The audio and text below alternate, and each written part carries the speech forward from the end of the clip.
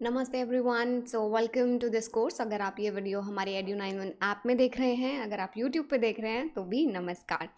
अब हम शुरू करने वाले हैं आपका चैप्टर नंबर 1 बिजनेस स्टडीज़ का। ये चैप्टर नंबर 1 क्लास 12 का है। 11th के लिए हमारा अलग चैनल है। ये चैनल डेडिकेटेड है हमारा क्लास 12th के लिए। तो हमारा चैप्टर नंबर 1 जो है, चैप्टर नंबर 1 का नाम है nature and significance of management. तो जो मैंने इंट्रोडक्टरी वीडियोस बनाई थी, अगर ये वीडियो यूट्यूब पे नहीं है तो बच्चे आप Edu91 ऐप पे जाके जो है देख सकते हैं। इंट्रोडक्टरी वीडियोस में मैंने बताया था बिज़नेस का कैसे शुरुआत हुआ था, कैसे बिज़नेस जो है हमारी लाइव्स में आया था। हम जहाँ पे हम हंट करके जो है बस अपना काम चलाते थे, अपना जीवन व्यतीत करते थे। कैसे कैसे हमने बाटा सिस्टम चालू करा, कैसे कैसे हमने ट्रेडिंग चालू करा, फिर कैसे कैसे धीरे धीरे मनी या फिर करेंसी का हमने इन्वेंशन करा, और फाइनली आज हम यहाँ पे हैं। चलो आज अब हम यहाँ पे हैं तो हमें किसके लिए तैयारी करनी है? अपने बोर्ड्स के लिए तैयारी करनी है। और बोर्ड्स के लिए तैयारी करने के लिए मैंने आपको बताया था, बहुत इंपॉर्टेंट है कि आप कॉन्सेप्ट को बहुत अच्छे से समझें। तो चैप्टर नंबर 1, चैप्टर का नाम क्या है? Nature and significance of management. चलो मुझे आप एक बात बताओ, नेचर का मतलब क्या होता है? नेचर का मतलब हमारा एनवायरनमेंट, प्रकृति, है ना? यही होता है ना? यही होता है। बट थोड़ा सा अगर हम इंग्लिश डिक्शनरी में जाके देखें तो नेचर का मतलब और कुछ भी होता है। इसका मतलब होता है मेन कैरेक्टरिस्टिक्स ऑफ समथिंग, यानी किसी चीज़ की जो मेन कैरेक्टरिस्टिक्स हैं वो उसका नेचर है। और सिग्निफिकेंस का मतलब क्या हुआ? सिग्निफिकेंस का मतलब होता है इंपॉर्टेंस या फिर किसी चीज़ का स्पेशल मीनिंग। इंपॉर्टेंस या फिर किसी चीज़ का स्पेशल मीनिंग। अब यहाँ पे जब हमें मैनेजमेंट के बारे में पढ़ना है, हमें किसके बारे में पढ़ना है? ये पूरा चैप्टर जो है डेडिकेटेड है मैनेजमेंट को। तो मैनेजमेंट का नेचर के बारे में हम पढ़ेंगे, मैनेजमेंट के सिग्निफिकेंस के बारे में पढ़ेंगे। नेचर से आप पता लगा पा रहे हो कि क्या बताना चाहते हैं, हमें कैरेक्टरिस्टिक्स बताना चाहते हैं मैनेजमेंट की। और सिग्निफिकेंस से आप बता सकते हो कि ये आपको शायद इंपॉर्टेंस के बारे में बताएंगे कि मैनेजमेंट का जो है, किसी भी कंपनी में मैनेजमेंट का क्या इंपॉर्टेंस होता है, आखिरकार मैनेजमेंट क्यों होनी चाहिए किसी भी कंपनी में, किसी भी ऑर्गेनाइजेशन में, किसी भी एंटिटी में। ओके, तो चलो शुरू करते हैं। अब हमें नेचर का मतलब समझ आ गया, सिग्निफिकेंस का मतलब समझ आ गया। अब हमें ब्रेक डाउन करना है मैनेजमेंट को कि आखिरकार मैनेजमेंट है क्या। तो चलो शुरू करते हैं। मैनेजमेंट अगर आप डिक्शनरी में देखते हो तो मैनेजमेंट का ये मतलब निकल कर आता है, वो बोलते हैं management is a process of dealing with और कंट्रोलिंग थिंग्स और पीपल। क्या है? ये एक प्रोसेस है जिसमें हम डील करते हैं, कंट्रोल करते हैं चीज़ों को और लोगों को। एक ऐसा प्रोसेस है जिसमें हम डील करते हैं या कंट्रोल करते हैं किन किन चीज़ों को या फिर लोगों को। अब मुझे एक बात बताओ, प्रोसेस का मतलब क्या है? बच्चों, प्रोसेस का मतलब भी तो पता होना चाहिए। उन्होंने बोल तो दिया प्रोसेस है, तो प्रोसेस क्या है? Series of actions taken to achieve an end result. Series of actions taken to achieve the end result. Class 12th में बोर्ड्स में अच्छे मार्क्स स्कोर करने हैं तो क्या क्या एक्शन लोगे? अच्छा, पहले तो एनसीईआरटी को अच्छे से जो है आप उसके कॉन्सेप्ट समझोगे। फिर उसके बाद आप जो है अपने यूनिट टेस्ट में अच्छे से पढ़ाई करके दोगे। फिर उसके बाद आप जो अपने बोर्ड्स के एग्ज़ाम हैं उनके लिए भी अच्छे से प्रिपरेशन करोगे। आप अपनी रिविजन में जो है लिख लिख कर प्रैक्टिस करोगे। You will write and then you will practice. और उसके बाद आप बहुत सारे मॉक टेस्ट पेपर्स दोगे, टेस्ट दोगे, ठीक है। फिर उसके बाद आप टाइम टू टाइम रिविजन करोगे ताकि आप जो है अपने बिजनेस स्टडीज़ के जो पॉइंट्स हैं वो भूल ना जाओ, राइट। तो ये सब क्या है? ये सीरीज़ ऑफ एक्शंस हैं जो हमने हमारा एंड रिजल्ट अचीव करना है। और हमारा एंड रिजल्ट क्या है कि क्लास 12th में बिजनेस स्टडीज़ में एटलीस्ट 95 मार्क्स स्कोर करने हैं, राइट। तो उसके लिए ये सीरीज़ ऑफ एक्शन थे। तो मैनेजमेंट क्या है? मैनेजमेंट खुद एक प्रोसेस है जो डील करता है, कंट्रोल करता है चीज़ों को या लोगों को। ओके, अब कंट्रोल का मतलब क्या है? कंट्रोल का मतलब है किसी चीज़ के ऊपर इतना स्ट्रॉन्ग इन्फ्लुएंस रखना कि हम डिसाइड कर सके कि उसका आउटकम क्या है, किसी चीज़ के लिए डिसाइड करना। फॉर एग्जाम्पल, चिल्ड्रन जो है, बच्चों को कौन कंट्रोल करते हैं? उनके पेरेंट्स कंट्रोल करते हैं ना, कि नहीं तुम्हें ये नहीं खाना, तुम्हें यहाँ नहीं जाना, राइट। सो वैसे ही मैनेजमेंट जो है, मैनेजमेंट एक ऐसा प्रोसेस है जिसमें वो कंट्रोल करता है ऑर्गेनाइजेशन में होने वाली चीज़ों को और ऑर्गेनाइजेशन में काम करने वाले लोगों को। अभी हमें ना पूरा मतलब ये हम एग्ज़ाम में नहीं लिख कर आ सकते, तो हमें एग्ज़ाम के पॉइंट ऑफ व्यू से भी सीखना पड़ेगा ना कि एग्ज़ाम में आखिर क्या लिख कर आना है। तो एनसीईआरटी हमें बोलता है, एनसीईआरटी से हम पूछते हैं, क्योंकि एनसीईआरटी का ही मैटर जो है अगर हम एग्ज़ाम में लिख कर आएंगे तो सबसे ज़्यादा मार्क्स मिलेंगे। तो हमने एनसीईआरटी से पूछा, एनसीईआरटी बताओ क्या मतलब है मैनेजमेंट का? तो एनसीईआरटी बोलती है management has been defined as a process. ओ अच्छा, आप भी प्रोसेस बोलते हो? येस, प्रोसेस तो है ही। मैनेजमेंट एक ऐसा प्रोसेस है जिससे हम चीज़ें करवाते हैं, लोगों से हम काम करवाते हैं, गेटिंग थिंग्स डन डन बहुत बहुत ज़्यादा इंपॉर्टेंट लाइन है। मैनेजमेंट जब भी आप डेफिनेशन लिखोगे गेटिंग थिंग्स डन, आपको ये वाला जो लाइन है ये ज़रूर लिख कर आना है।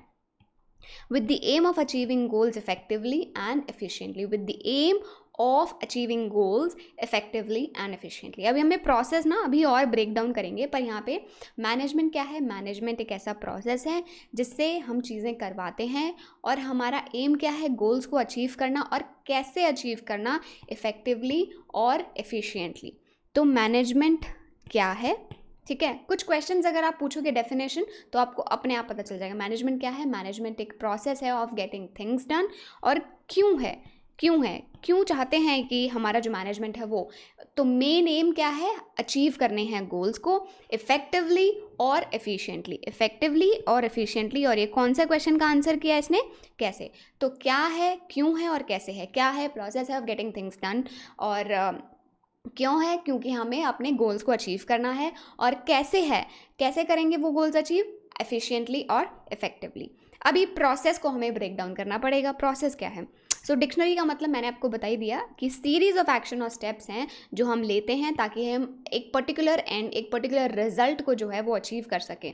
हमने पूछा कि चलो अगर प्रोसेस का मतलब आ जाता है तो हमें एनसीईआरटी का मतलब भी पता होना चाहिए ना। एनसीईआरटी क्या कहती है? सो एनसीईआरटी कहती है process means the primary functions और एक्टिविटीज़, क्या? प्राइमरी फंक्शंस और activities that management performs to get things done.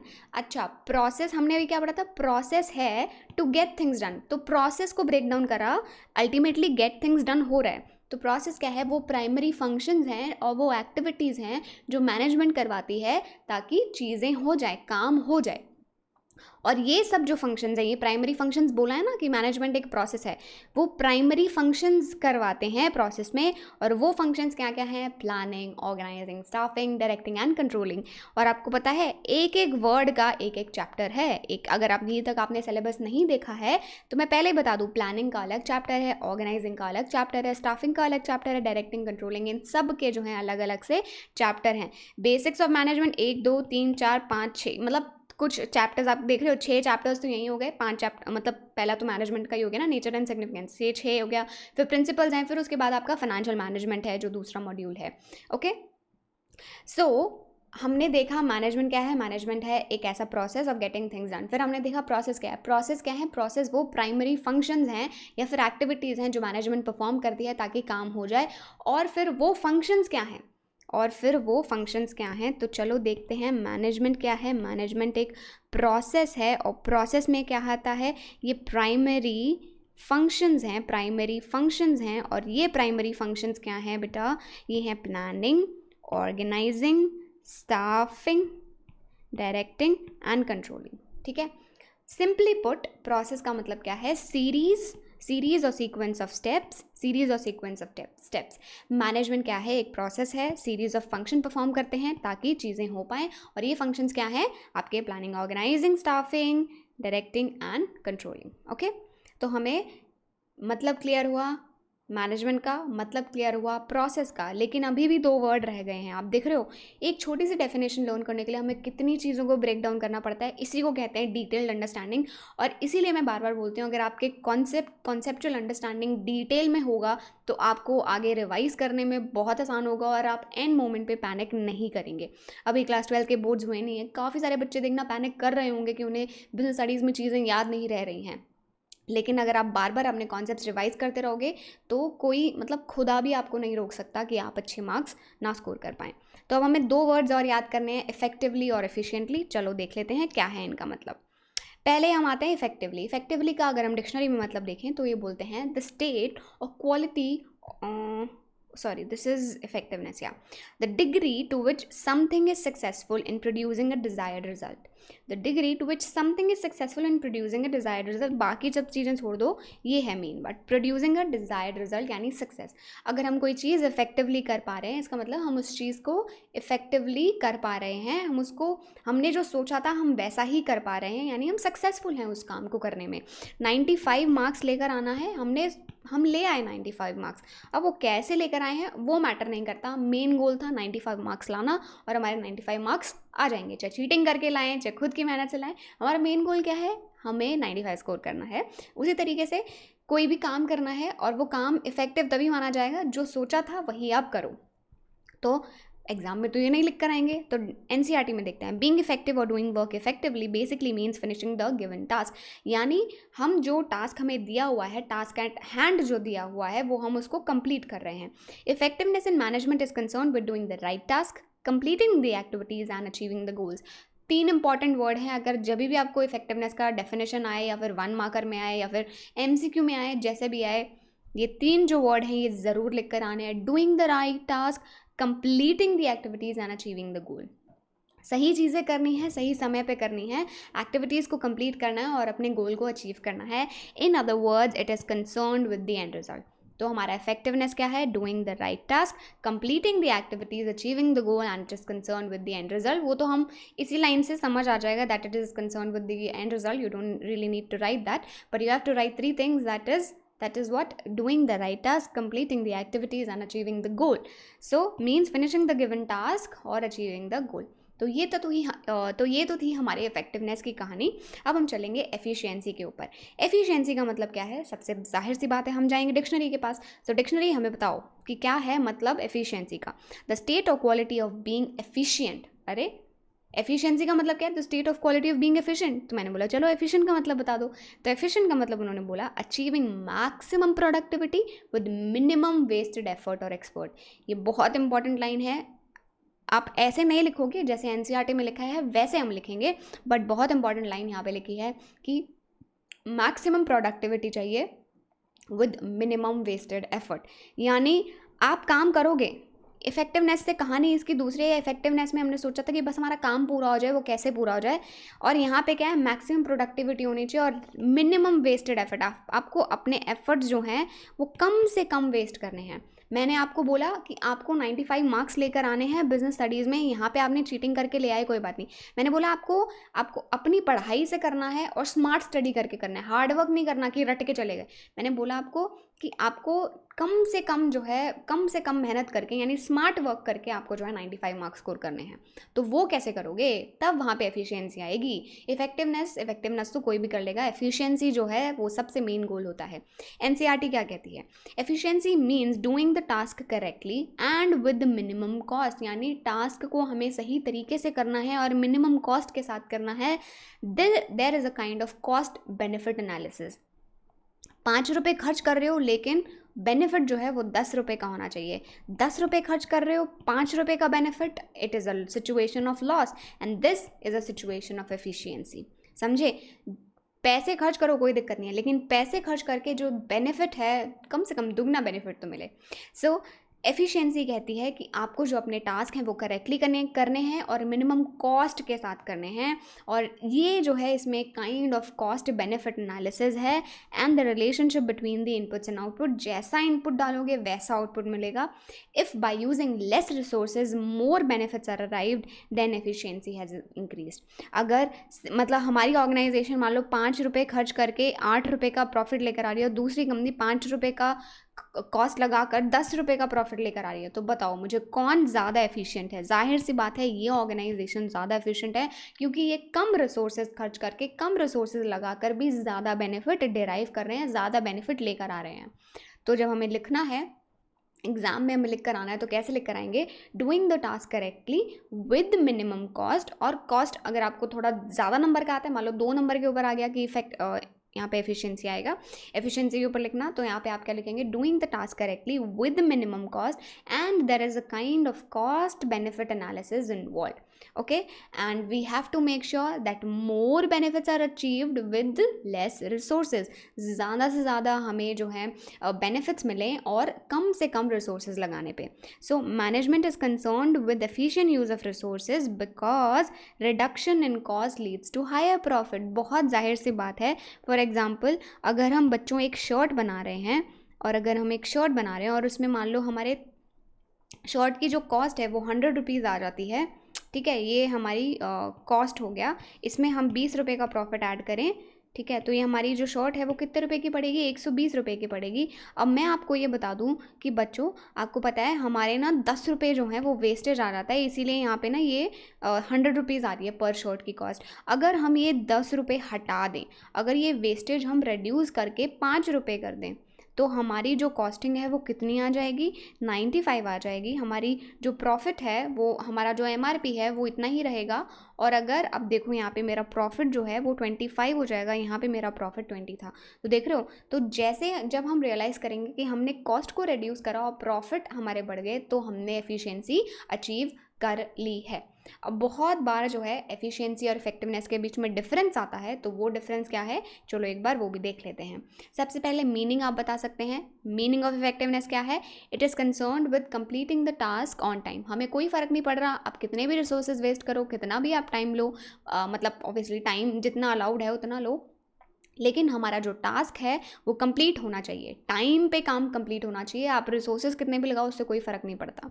Efficiency ये नहीं बोलता, एफिशिएंसी बोलता है आपको टास्क कंप्लीट करना है, ठीक है, आपको जो है मिनिमम रिसोर्सेज यूज़ करना है और ऑप्टिमम यूटिलाइजेशन ऑफ रिसोर्सेज करना है और कॉस्ट इफेक्टिव मैनर में करना है। क्या करना है आपको टास्क कंप्लीट करना है, मिनिमम कॉस्ट में करना है, ऑप्टिमम यूटिलाइजेशन ऑफ रिसोर्सेज करना है, यानी वेस्टेज को आपको रिड्यूस करना है। वेस्टेज को क्या करना है, रिड्यूस करना है।